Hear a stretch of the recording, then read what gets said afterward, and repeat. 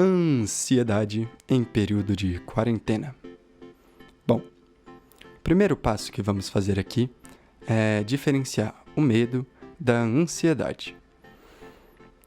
Eles podem ser facilmente confundidos entre si por apresentarem reações psicofisiológicas muito semelhantes. O medo se relaciona com um perigo real, ou seja, quando você está à frente de uma situação real de luta ou fuga.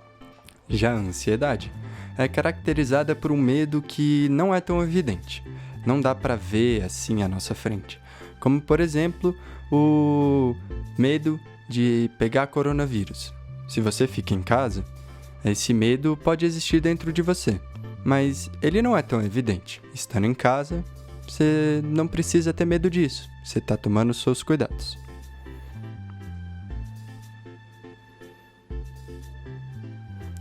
Na ansiedade, o indivíduo tem muita dificuldade em controlar suas preocupações. É saudável ficar mais precavido e mais atento em uma situação de problema de saúde pública, como a situação que estamos vivendo. É a ansiedade fazendo o trabalho dela, nem sempre ela é ruim. Ela vem para nos proteger e nos manter longe dos perigos que nos seguem. Mas, se todos os pensamentos se relacionam com esses problemas, é difícil de pensar em outra coisa. Você fica muito tenso, não consegue prestar atenção nas coisas que você está fazendo no momento, mesmo quando você está fazendo alguma coisa que normalmente te dá satisfação. Você não consegue tirar aquele medo, aquela ansiedade da sua cabeça.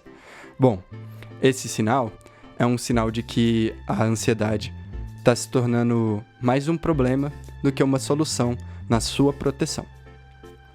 A Branca de Neve e os 7 transtornos.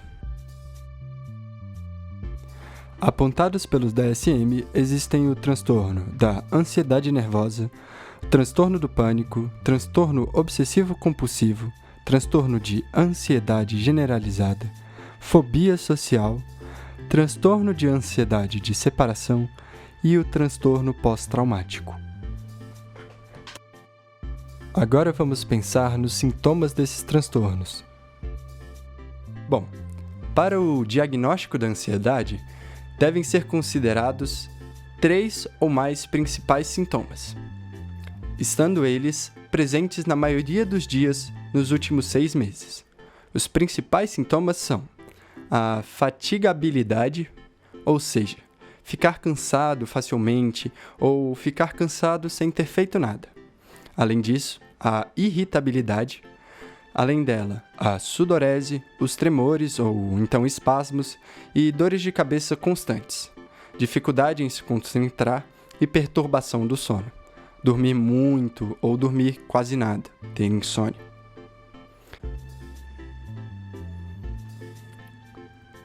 O isolamento. As principais vias de transmissão do novo coronavírus são por meio de gotículas de saliva, espirros, tosse, superfícies contaminadas e o contato próximo com outras pessoas. Todos que estão contaminados, mesmo os que não têm sintomas, podem infectar em média de 2 a 4 pessoas. Por isso é muito importante o isolamento social. Para casos extremos, de pessoas que não podem ficar em casa, o uso de máscaras é obrigatório. O isolamento serve para evitar a transmissão e a infecção de novas pessoas. Ele deve ser feito por um prazo de 14 dias desde que você contraiu o vírus, que é o tempo que o vírus leva para se manifestar no corpo. O isolamento ainda não é obrigatório. E ainda ninguém está controlando quem entra ou sai de casa. Em outros países que a civilização não conseguiu manter o isolamento, foi implantada multas caríssimas. A importância de entender a fonte da ansiedade.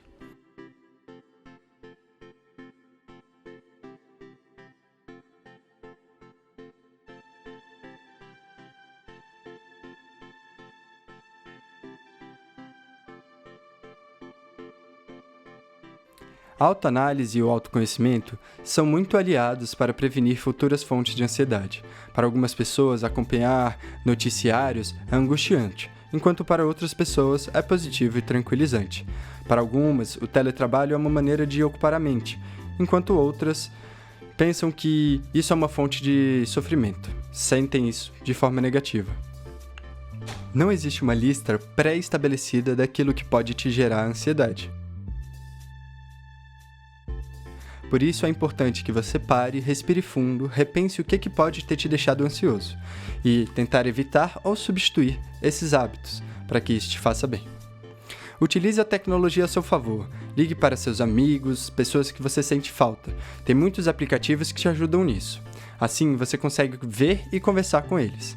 Nas plataformas de vídeo, existem diferentes atividades que você pode fazer em casa, como meditação guiada, alongamentos e exercícios aeróbicos até.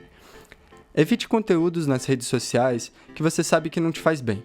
Não pesquise notícias assustadoras, você provavelmente vai encontrar algum site sem muito embasamento e vai ficar cada vez mais incomodado, mais ansioso.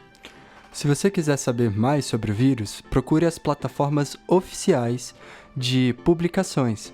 Assim, você vai ter a informação correta. Bom, se sua ansiedade segue de qualquer forma, não se esqueça de procurar auxílio profissional.